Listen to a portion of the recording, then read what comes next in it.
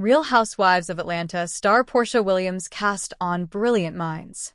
Real Housewives of Atlanta star Porsha Williams is set to take on the small screen once again, getting a role on the upcoming season of Brilliant Minds. Variety reports Williams has secured a guest role on the show's second season. Also taking on guest spots are Molly Bernard, Laura Vandervoort, and Connor Tomlinson, a favorite on Netflix's Love on the Spectrum.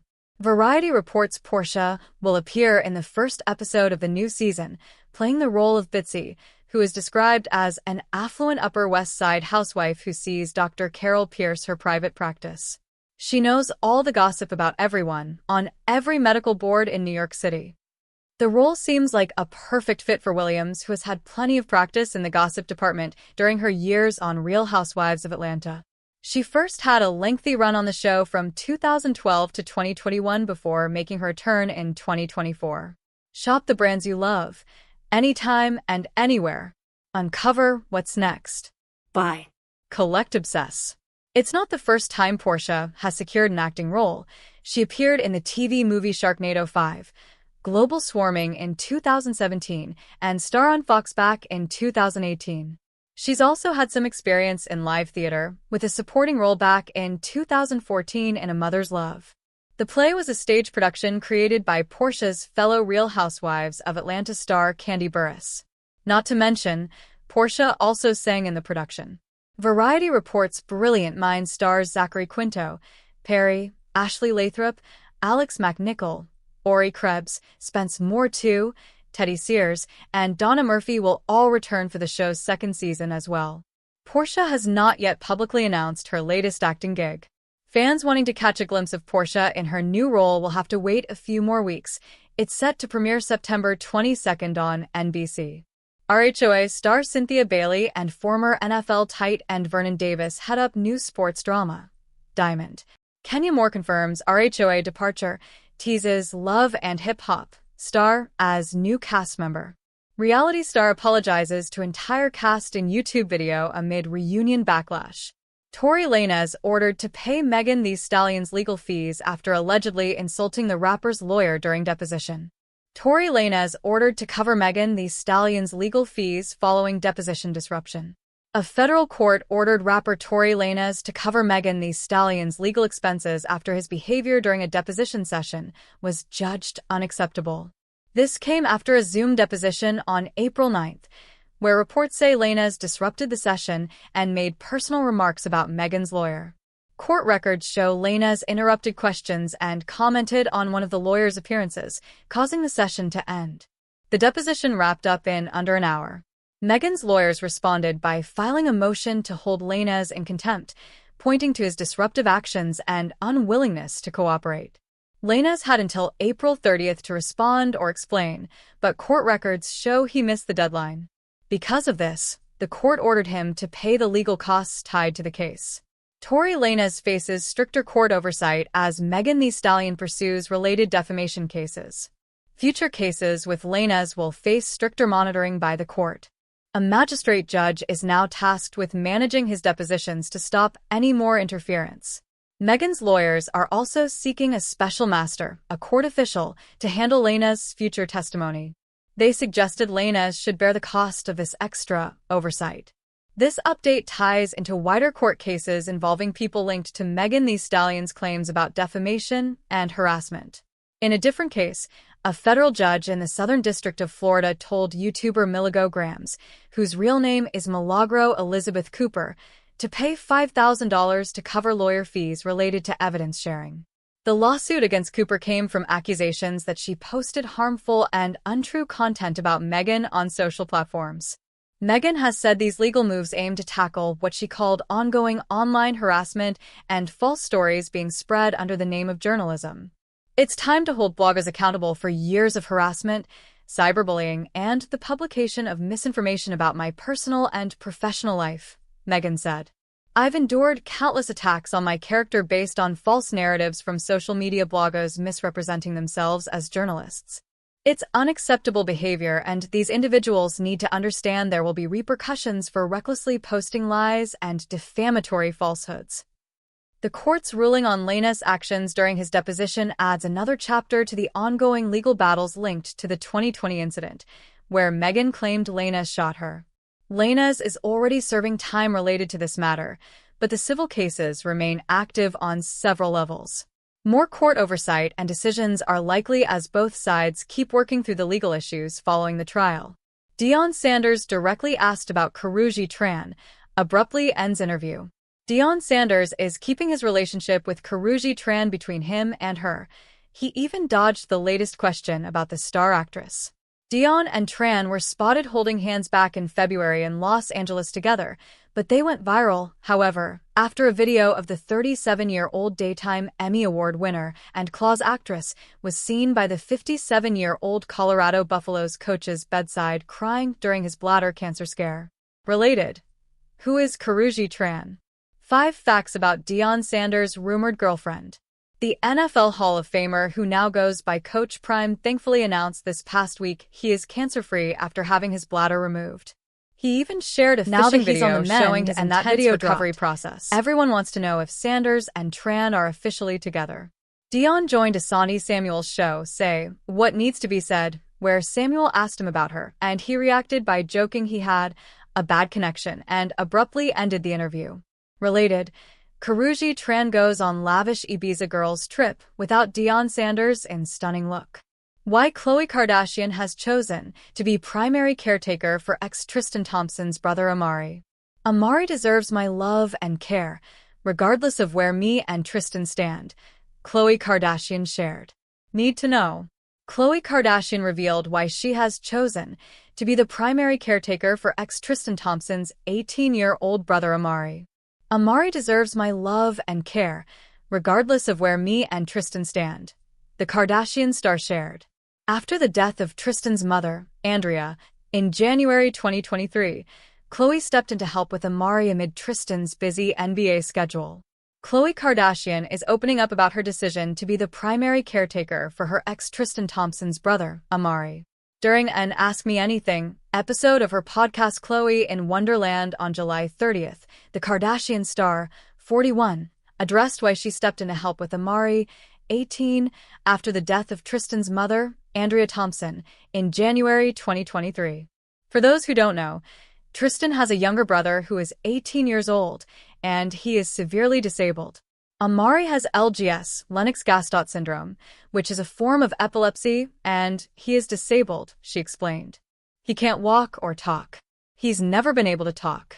Noting that Andrea was the sole caretaker for Amari when the family lived in Canada, she shared that me, Tristan, my whole family, took Amari back with us to the States after her death. However, Tristan's busy NBA schedule doesn't allow him to care for his brother full-time, according to Kardashian. Tristan is in the NBA, and he is in a different state literally every other day or every few days, and it's just not conducive for Amari to be on that many planes, she said. Amari has a handful of seizures a day with the type of epilepsy that he has. So Amari stays in LA with me, and I have chosen to take care of him and be there for him because it's not good that he travels, she continued.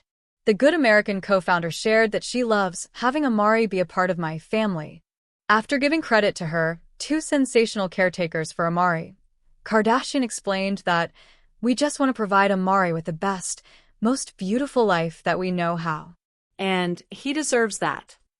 The television personality opened up about why having Amari be a part of her family is beneficial for her kids, True and Tatum, who she shares with Tristan, and their extended family.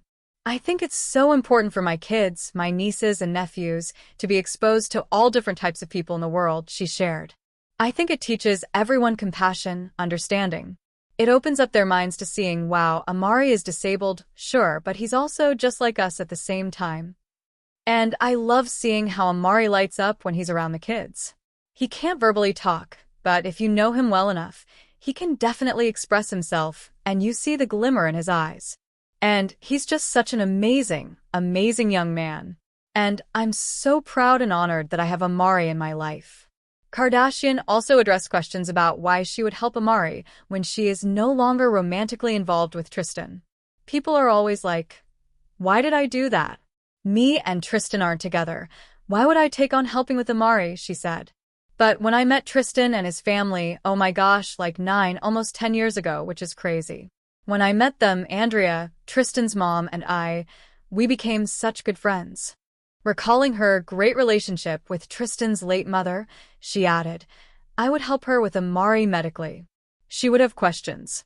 She would need connections to certain doctors, and I would help with that. So I was very much involved in all of his medical appointments when Andrea was here. I also know how much Amari means to Andrea, and she passed away because she had a sudden heart attack. Me being in a relationship or not with Tristan, I still have this family that I've spent so many years with that I have such connections with that. My relationship with Andrea has nothing to do with Tristan, and my commitment to her has nothing to do with Tristan. And Amari deserves someone who will be there for him, take care of him, provide a great lifestyle for him, and so Amari deserves my love and care, regardless of where me and Tristan stand. After Andrea's death, Tristan became Amari's primary caregiver, and by September 2023, the NBA star had filed to become his brother's legal guardian. In an April episode of The Kardashians, Khloe and Tristan celebrated Amari's 18th birthday. I appreciate you putting this all together. It's definitely a special day, Tristan said at the time. I know Mommy is happy and she's smiling down on us. In her own confessional, Khloe reflected on her relationship with Amari as she said, Amari is never and will never be a burden or anything like that. Amari is one of the most special souls Never miss I a have story. ever met. Sign up for People's free daily newsletter to stay up to date on the best of what People has to offer, from celebrity news to compelling human interest stories. Khloe also supported Amari as he performed at a dance recital and shared sweet snaps of the 18-year-old at the event on her Instagram stories in May. Afterwards, Khloe and Amari took a selfie backstage. They were also joined by Khloe's mother, Kris Jenner, and the trio posed for photo. I love you so much, Mommy, she captioned the heartfelt snap. Thank you for always supporting all of us always. Read the original article on People. Laura Ingram's latest attack on Jasmine Crockett evokes ugliest roots of American history. Fox News host Laura Ingraham recently criticized Representative Jasmine Crockett, Texas, with a common MAGA-esque line of attack that's often used against women and people of color. Last Friday, Ingraham reposted a video interview that featured Crockett on X, formerly Twitter. The representative had delivered remarks at a press briefing addressing the GOP's redistricting efforts that same day. Another reminder that having a law degree doesn't mean you're smart, Ingraham wrote about Crockett on X. The Fox News host has leveled disparaging remarks about Crockett before. In April, Ingraham and Fox News contributor Raymond Arroyo both criticized the Texas Democrat, who's black, by spewing racial tropes and stereotypes. Racial equity begins with sharing real stories. HuffPost is committed to amplifying voices and experiences that drive the conversation on racial justice and equality. Support our mission to tell these important stories by joining our membership program today. During a segment of The Ingraham Angle, Arroyo called Crockett the Medea of Capitol Hill, while Ingraham scrutinized the way the Congresswoman speaks. She charged that Crockett speaks in a very different way than how she did in the past. And now she's going very street, Ingraham said at the time as she swayed her head side to side.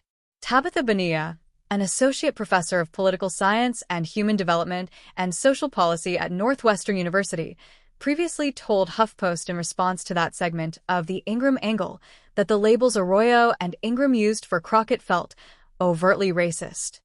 Dog whistles tend to be subtle. You only understand them if you know what to listen for, she said, emphasizing that their remarks weren't subtle references. President Donald Trump has a long history of questioning the intelligence of women and people of color. Among the criticisms he's received for disparaging people of color over their intelligence and for using phrases like low IQ is the demeaning language he's used toward black female journalists. He infamously told CNN's Abby Phillip during his first term as president that she asked stupid questions. And as it relates to Ingraham's recent attack on Crockett, Carrie J. Winter, a professor of American Studies at the University at Buffalo whose expertise includes gender, feminism, race, and class, said that the Fox News host carries water for a president who does not know the difference between an IQ test and a basic cognitive screening for dementia. The way that both of them constantly disparage the intelligence of exceptionally bright, genuinely accomplished people like Jasmine Crockett reveals, I think, a deep insecurity about their own mental capacity, she said. Trump in particular demonstrates the wisdom of the adage my grandma told me as a child. When you point a finger, 3 fingers are pointing back at you. Trump and his MAGA base are growing a culture of cruelty, Winter said. And it's concerning. I'm confident that Crockett easily shrugs off Ingram's insults, considering the source, Winter said. What is more concerning is the way that Ingram, Trump, and their ilk are aggressively growing a culture of cruelty, conjuring up the ugliest roots of American history. Like a toxic red tide, Trump and right-wing media are deliberately propagating forms of hate and sadism that have deep roots in racism, xenophobia, and misogyny, she continued. Winter emphasized that history is proof that a political leader can feed an appetite for cruelty, and that it can grow and spread to the point where no one is safe. An addiction to hate is arguably the most contagious and deadly of all human diseases. No one is safe when a society celebrates violence, she said. Crockett is often the target of right-wing, racist, and anti-Black attacks online. She's often ridiculed for the way she speaks and her use of African American Vernacular English, AAVE. Last month, comments she made about First Lady Melania Trump's immigration history during a hearing on Capitol Hill spurred racist attacks on social media, with some ex-users calling her ghetto trash, among other derogatory statements. Ingram's recent tweet about Crockett's intelligence spurred similar disturbing responses. Winter said that Ingram and other rage machines are masters of clickbait. They are determined to mesmerize their audience with non-stop spectacles of insults, cruelties, and jeers, she said. Related.